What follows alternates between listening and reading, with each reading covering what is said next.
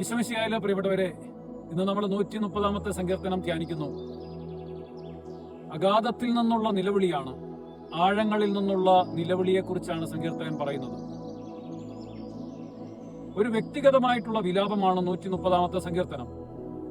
വലിയ വേദനയിൽ കഴിയുന്ന സങ്കീർത്തകൻ കർത്താവിന്റെ നാമം വിളിച്ചപേക്ഷിക്കുന്നു. അവൻ സ്വന്തം അയോഗ്യതകൾ ഏറ്റുപറയുകയും ഒപ്പം തന്റെ സമൂഹത്തിന്റെ രക്ഷയ്ക്ക് വേണ്ടിയിട്ട് പ്രാർത്ഥിക്കുകയും ചെയ്യുന്നു. ഈ സങ്കീർത്തനത്തിൽ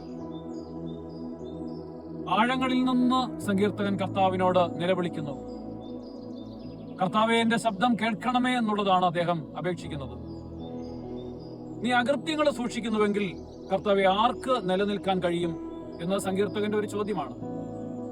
എന്നാൽ നിന്നെ ഭയപ്പെടുന്നവരിൽ ക്ഷമയുണ്ട്, കരുണയുണ്ട്.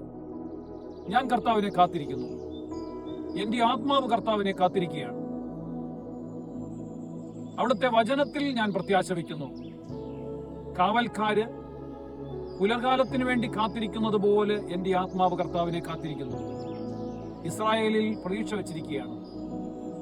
കാരണം കർത്താവിന്റെ അചഞ്ചലമായിട്ടുള്ള സ്നേഹവും സമൃദ്ധിയും വീണ്ടെടുപ്പുമുണ്ട് ഇതിൽ.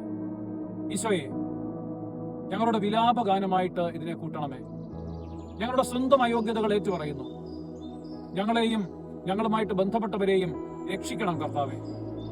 നിന്റെ കരുണ ഞങ്ങളെയും ഞങ്ങളുടെ ഭവനങ്ങളുടെ മേല് ആവസിക്കണം എന്ന് പ്രാർത്ഥിക്കുന്നു. ഞങ്ങളുടെ വലിയ കണ്ണുനീരിന്റെയും വിലാപത്തിന്റെയും താഴ്വരയിൽ നിന്നുകൊണ്ട് ഞങ്ങളുടെ അപേക്ഷ അങ്ങ് ഉപേക്ഷിക്കരുതേ. ദൈവസമർത്ഥമായിട്ട് നമ്മളെ അനുഗ്രഹിക്കട്ടെ. ആമേൻ.